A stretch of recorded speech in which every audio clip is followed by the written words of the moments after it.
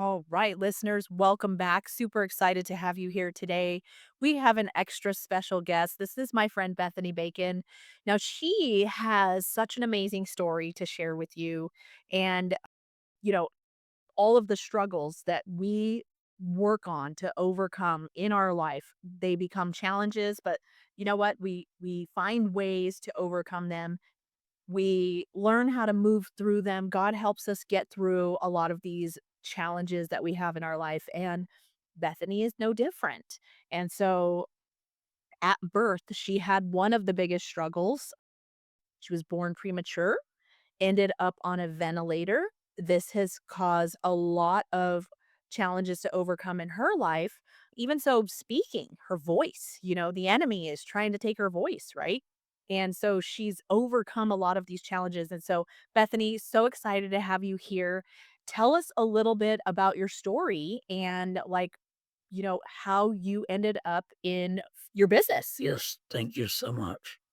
Well, I was born at 24 and a half weeks in November 1983 and on a ventilator for 8 weeks after that. So, yes, that is the reason for the voice quality. And yet, I truly believe that God has a purpose for my life, and He does not want me to stay silent about it. He wants me to persevere and to share his message that through me that he has for everyone. And so in 2006, I was working a retail job and in the women's department. Yes. So typically would be at least two workers in each department. But on a particular day, I was the only one in the department, and a call came in. Huh. And not wanting to leave the customer, I answered the call. I introduced myself as best as I could. I proceeded then to ask what the customer needed help with. Well, she was not having any of it.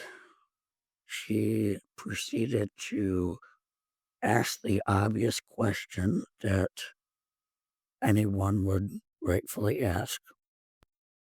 So, why do they have a man working in the women's department? Mind you, this was after I had done my best to introduce myself. And so I tried to redirect the conversation, but she still wasn't having any of it. And she proceeded to tell me that she was going to call the store manager. And so we hung up and she called, and I mistakenly took that conversation as a sign that I should just not talk at all, except in person conversations. And so for the next 19 years, up until June 2025, I struggled greatly to put myself out there, to, interact, even virtually. Yes, I had done various virtual things in the past 2 or 3 years, but I really still was very hesitant because of that phone conversation. And yet, the Lord, it was like a lightning bolt. Yeah. I bet it was a big struggle, right? To just hear those words, right? How did that make you feel? It made you feel It was honestly like a knife in the heart. yeah, and, like, how you think, like, how can people be so cruel, right? Yeah. But you took that experience and you obviously overcame that. How much longer did you stay at the department store?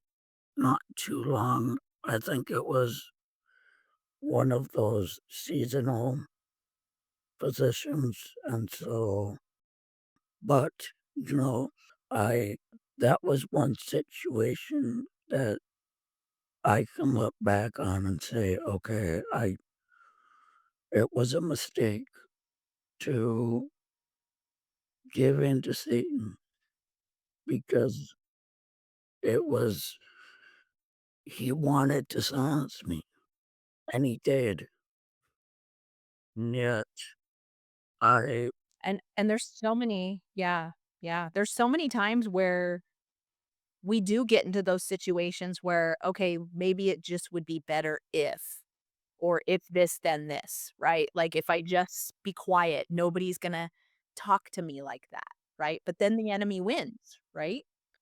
Yeah. And so now later on, you decided you were gonna create your own business, right? And so you created in his image, which is so tell me a little bit about your business. June 2024, I was let go from my classroom aide position because of employer financial difficulty, and so Mhm. and even that was a time of struggle because, again, I had mistakenly given into Satan's discouragement Mhm. that, you know, "Well, nobody wants you now, and you're you're nothing now," and yet the Lord was still working, and so over the next 6 months, he God really impressed upon me, "Okay, this is what I want you to do. I want you to create a coaching program to help people who are going through emotional trauma understand what that is. Understand that it's not God who causes evil and God didn't create evil and that, but that it's Satan who influences.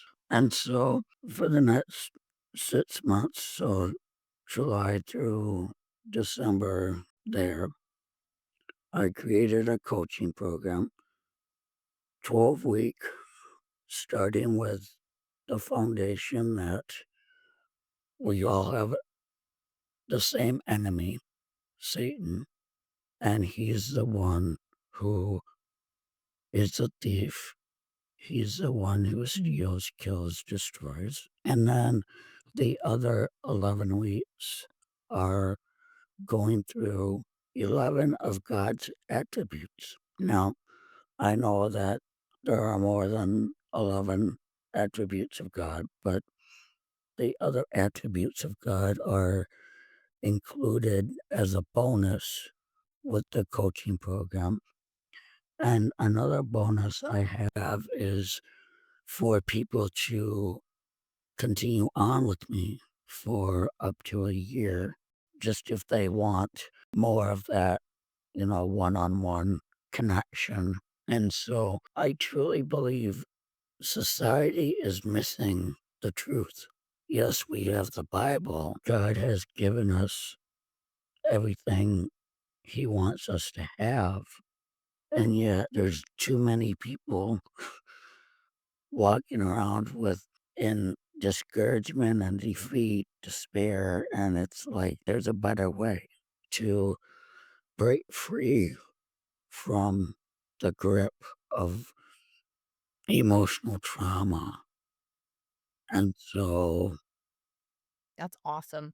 So when I like to kinda say, like, when you're kind of contemplating those things, right? Like, in that situation where you were at work and then the lady called in,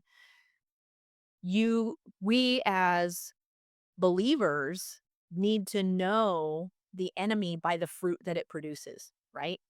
And so now, because you're so good at identifying where the enemy is trying to sneak in, and I think that's where a lot of us kinda go haywire is we don't even notice or we're not paying attention. And so awareness is the key because without awareness, we cannot change what we are not aware of, right?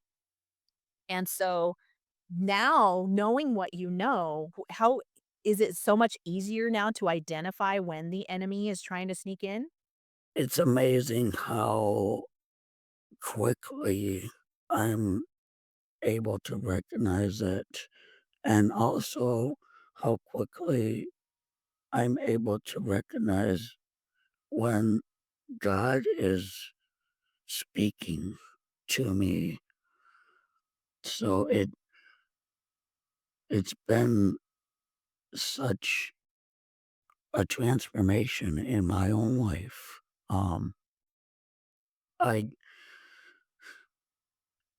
I've started doing something every morning and every evening before I go to sleep. There's two things specifically I include in those prayers. One is thanking God for his protection, either during the day or overnight. And then the second thing is thanking God for restraining Satan, because I don't know if it's just me or if, but I feel like Christians, we need to be praying and thanking God for restraining Satan more than we do, because it's I, it's amazing even in my own life, as I've started that routine, and it's like, wow, um, I'm able to understand it more how God is working and even in restraining Satan. I don't know if it's that Christians think, well, since I'm saved, then, since the Holy Spirit is within me, I don't need to pray anymore for Satan to be restrained. Well, to me, I would say, why not? Well, it kinda sounds like a lie from the devil if he's convincing you, like, you don't need to do anything at all, just exist, right? Like, oh, it's all done, like, you don't need to do anything, and I think, like, we were just at church yesterday, and one of the messages was, you know, "Yes, we're saved. Yes, everything was done on the cross, and there's still work that is to be done." Because the authority at the cross is where we gained our authority, right? And so, like, now we have the power that, like, the disciples had. Now we have that power, but it's up to us to exercise that power.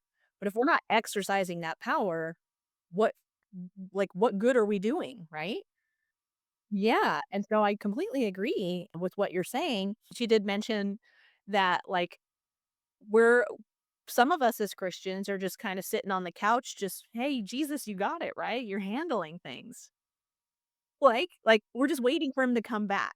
But, like, that's also not what we're called to do as Christians, right? We're called for more than that. Yeah. So I love that you're saying that. That is profound, right? And so what are some of the things that you find him asking you to do? Be lovingly bold.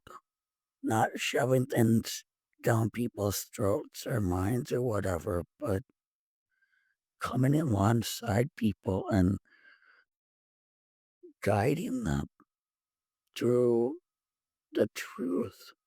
I feel like Satan has convinced so many people that, oh, you don't have time to meet with people, or you don't have time to study the Bible, or, you know, things like that. And it's like, but that's what we need.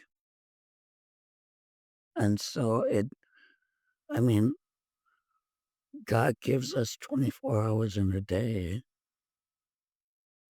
not to neglect the necessities of life.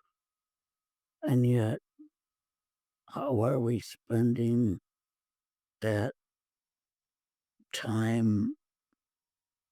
Are we spending it in discouragement and defeat and depression and negativity? Or are we spending that time with God, studying His Word and equipping ourselves to come alongside people and to let them know, yes, you do matter, and I'm here to help you. And that is very profound. So I love that he's kind of redirecting your day so that you're doing almost like a time audit, right? Like, and you help your clients then too with that same time audit of like, here, where, like get your breastplate of righteousness on, get your helmet to fit, right? Like those are all definitely the protection, like it says in Ephesians, right? That protection armor that we can put on a daily basis, but that comes with spending time with Jesus, reading the word, getting our daily bread in, right? And so those are some of the tools that you can utilize, right, to strengthen your walk, right? And I love that you're saying that because I've noticed when I do those things, it's like I get my time back. Have you noticed that too? Yeah. It's pretty profound, huh? Yeah. It's very cool. And things seem simpler, right? So I think, can you talk a little bit about like when people are feeling overwhelmed in certain areas, like how we can lean into Jesus and he solves that overwhelm for us, right? It is truly amazing to me that when we give in to those negative thoughts or circumstances, or and we have this feeling inside of, being weighed down and depressed and discouraged, and, you know, like, how am I going to do this? But taking time to not only read the Bible, but to understand it, to study it, to say, okay, this is what I'm doing right now. Nothing else is going to distract me from doing this. I need the encouragement. I need to be like David, who encouraged himself in the Lord, and intentional time. If you have to write it down on the calendar, do that. If you have to put a notification on your device, do that. Because I believe that also will help you understand that, you know, I'm feeling this way now, yes, but if I take intentional time to study God's word, that feeling will go away. Now, it may not be instant, but as you continue in a routine I believe you'll be amazed at how great you feel, but it does take consistency.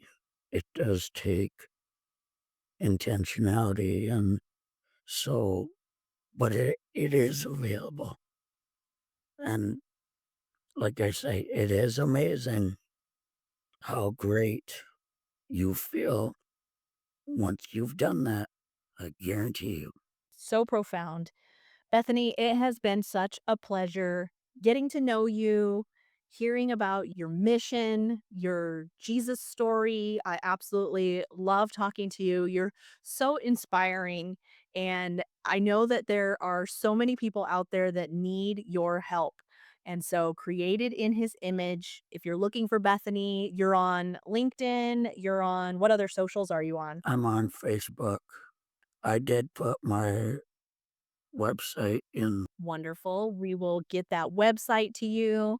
Listeners, please, if you are enjoying this, share with a friend, like, subscribe. We depend on you to grow this channel. And we are so grateful for Bethany. And we look forward to hearing more from you, Bethany. Super exciting. Thank you so much for being here.